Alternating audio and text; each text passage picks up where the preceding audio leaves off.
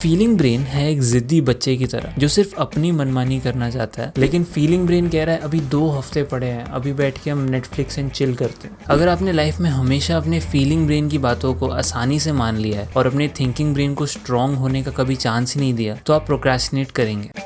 आप सुन रहे हैं क्लिक रिफ्लेक्ट का वीकली पॉडकास्ट।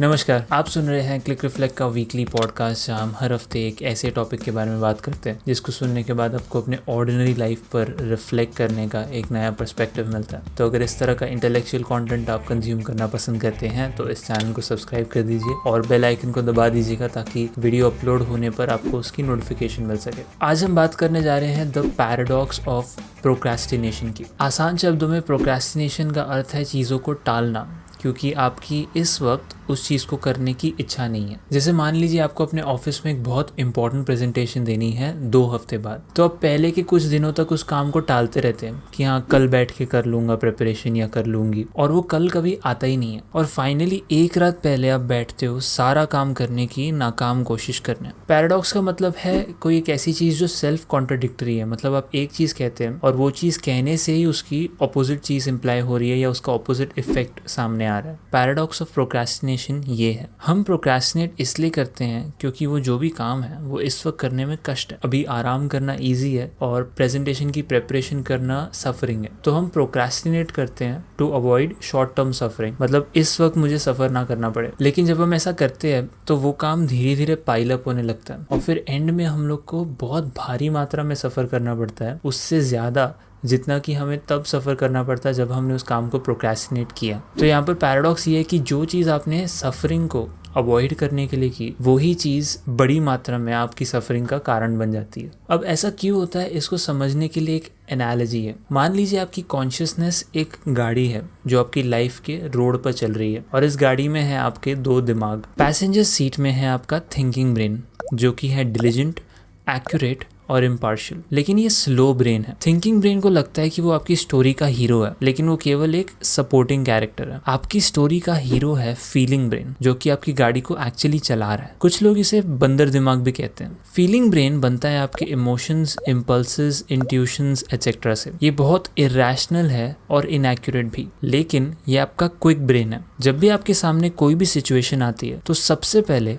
आपका फीलिंग ब्रेन उस चीज पर रिएक्ट करता है। अब फीलिंग ब्रेन है एक जिद्दी बच्चे की तरह जो सिर्फ अपनी मनमानी करना चाहता है और किसी से भी डायरेक्शंस नहीं लेना चाहता। भले ही वो बेचारा थिंकिंग ब्रेन बाजू में जीपीएस लेकर बैठा हुआ है और सही डायरेक्शंस बताने की कोशिश कर रहा है, फीलिंग ब्रेन अपनी ही चलाता है। प्रेजेंटेशन वाले एग्जाम्पल को देखें तो थिंकिंग ब्रेन उसमें कह रहा है कि अच्छा 2 हफ्ते बाद प्रेजेंटेशन देनी है, तो आज से रोज अगर 2 घंटे इस चीज पर काम करे तो प्रेजेंटेशन डेट के 2 दिन पहले आराम से सारा काम खत्म हो जाएगा और हम बिल्कुल प्रिपेयर्ड होंगे प्रेजेंटेशन के लिए। लेकिन फीलिंग ब्रेन कह रहा है अभी 2 हफ्ते पड़े हैं, अभी बैठ के हम नेटफ्लिक्स एंड चिल करते हैं। अगर आपने कभी भी नोटिस किया है कि आपके दिमाग में एक ही चीज को लेकर 2 अलग अलग आवाजें चल रही हैं, तो अब आप ये जानते हैं कि ये आपके 2 दिमागों में एक डिबेट चल रहा है। एक और इम्पोर्टेंट डिफरेंस दोनों ब्रेन्स में ये है कि जो फीलिंग ब्रेन है वो केवल आपके सेंसेस पर चलता है। मतलब वो इस चीज पर रिएक्ट करता है जो करंटली विजिबल है, जैसे टच इस वक्त विजिबल है, साउंड इस वक्त विजिबल है, टेस्ट इस वक्त हम फील कर सकते हैं, वो हमारे सेंसेस में आता है। लेकिन थिंकिंग ब्रेन वाइज है, वो उन चीज़ों को देख सकता है जो इनविजिबल है। जैसे for example the power of small actions leading to big results. Future में हमें अभी नहीं पता, लेकिन फ्यूचर में जो भी चीज़ नहीं दिख रही है वो थिंकिंग ब्रेन को दिखती है। अब ये डिबेट कौन जीतेगा और कौन सा फैसला लिया जाएगा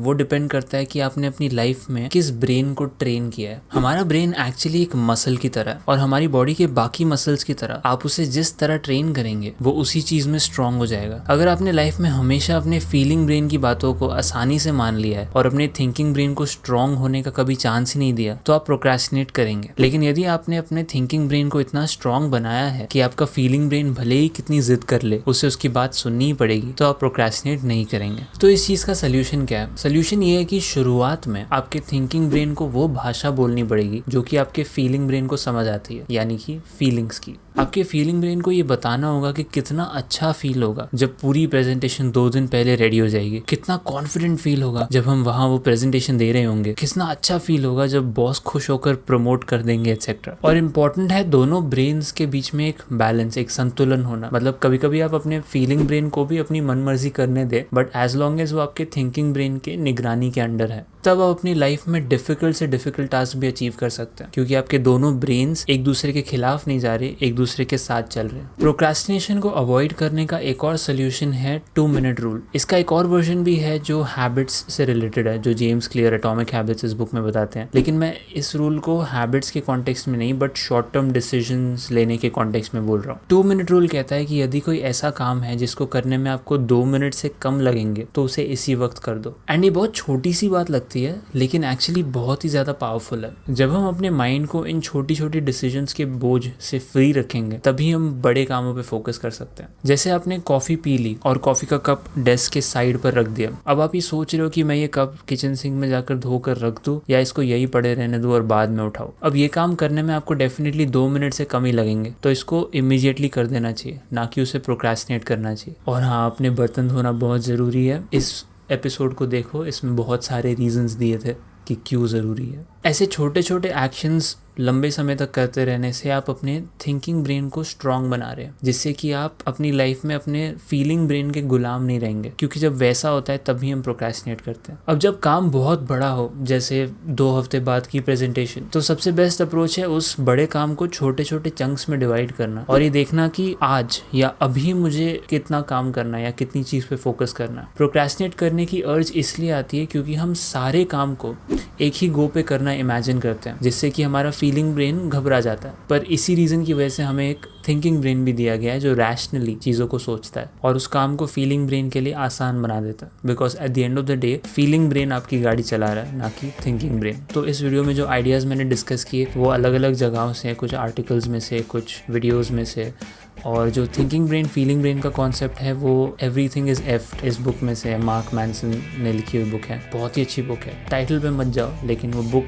का कंटेंट बहुत अच्छा है। यदि आपको ये सब सुनकर कुछ भी सीखने मिला तो मैं आपसे रिक्वेस्ट करूंगा कि आप इस वीडियो के लिंक को अपने व्हाट्सएप स्टेटस पर शेयर करें या कहीं पर भी शेयर करें, ताकि आपके दोस्त भी इस वीडियो को देखकर इस कॉन्सेप्ट ऑफ फीलिंग ब्रेन और थिंकिंग ब्रेन को समझ पाए और पैराडॉक्स ऑफ प्रोक्रेस्टिनेशन को समझकर उसकी सफरिंग से बच सकें। वीडियो देखने के लिए बहुत बहुत शुक्रिया। Peace.